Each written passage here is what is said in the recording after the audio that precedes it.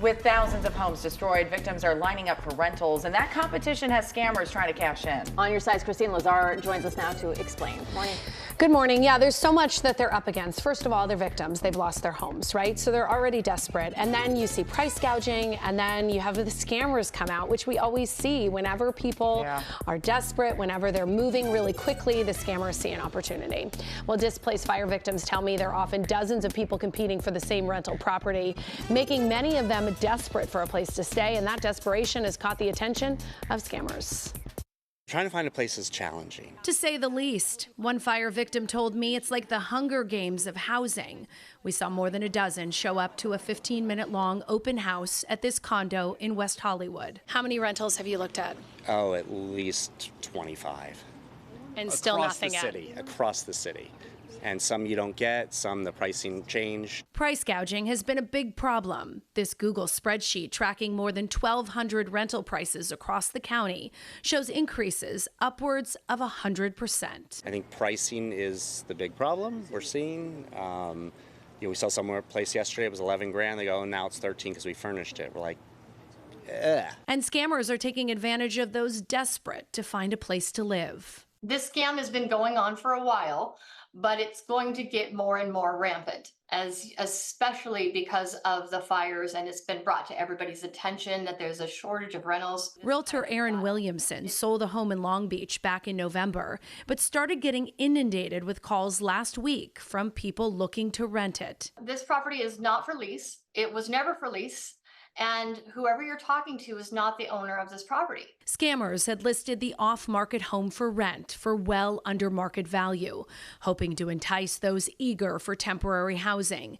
In this text exchange, the scammer, posing as the landlord, asked the renter for a $60 fee per resident, asking them to pay through Apple Pay. Williamson was able to warn the potential victim before she paid any money. And I called the realtor that represented the buyer, and I said, hey, I'm onto this scam going on with this property. And I said, I promise you there's going to be people coming up to the door if they haven't already. I said, so I would recommend that she puts a sign on the door that says this property is not for rent. The listing has been pulled down, but consumer protection advocates warn scammers will just move on to the next bogus listing. I just feel blessed we got out on time.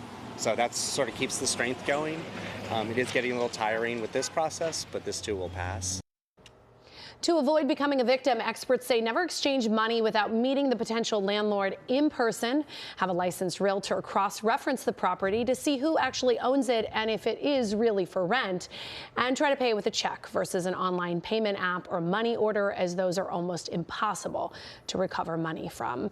And if you look at the text messages that the victim was having with the scammer says, I promise this isn't a scam. You know, so. And this was happening even before the fire. Yes, I've covered stories like this. So it is kind of an old scam that is becoming new again, because as we saw with the pandemic, when people went after EDD money, wherever there is money and whenever there are people acting quickly and maybe kind of setting aside some of those red flags that they'd normally notice and kind of like putting their spidey senses on hold because they're so desperate, that's when they're able to get people. Well, and this time they were only asking $60 a person, not a lot of money. Right. So people sometimes are like, okay, I'll part with that. But if you do that to thousands of victims, that's a big paycheck. But it's also, it's one of those things, these are homeowners who have not been in the rental market probably for some time either, who probably don't know, because if you go to rent something here in Los Angeles, I know it's very hard, it's confusing, there's a lot of red tape even in that, so you might just be scammed because you think that's what you're supposed to be doing. You haven't done it in a while. Yeah, and you're also giving personal information on the form for this one.